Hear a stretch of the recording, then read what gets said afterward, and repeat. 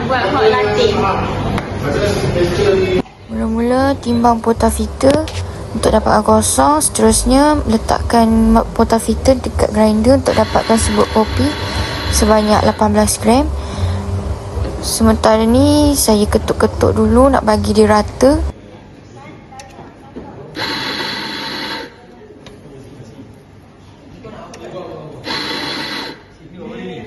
Dah dapat serbuk kopi, saya akan timbang dapatkan 18 gram. Jika lebih saya akan keluarkan, dan saya akan buat sedikit kemaskan portafilter dan saya menggunakan thumb untuk menekankan serbuk kopi dengan kuat dan rata.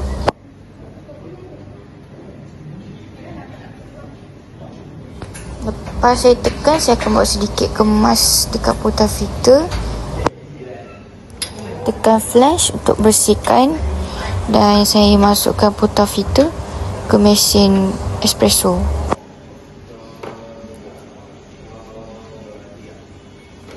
Seterusnya saya akan menggunakan penimbang dan shot glass untuk menimbang berapa banyak saya dapat. Seterusnya saya tekan button dan menunggu espresso keluar, baru saya tekan masa.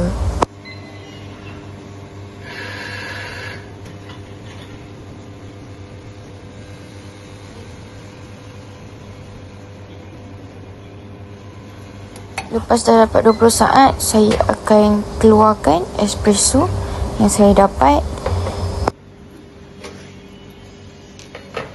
Saya buat sedikit kemas supaya saya tak lupa. Jika nak kemas lepas habis buat hot latte pun boleh, tapi saya buat awal dulu sebab saya takut saya terlupa nak bersihkan. Lepas saya kemas, saya nak steam susu. Saya tuangkan susu ke dalam pitcher, tetapi dalam pitcher saya letak sedikit ais batu sebab saya nak dapat susu sejuk.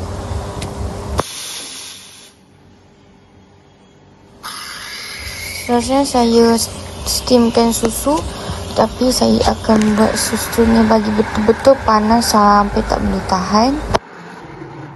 Susu dah betul-betul panas, saya akan lap sedikit steam wand dan saya ketuk-ketuk sedikit pitcher supaya susu tak berbuih sangat sebab kita nak foam je. Dan saya tuangkan susu ke dalam espresso sebab kita nak buat latte art, tapi art saya tak menjadi.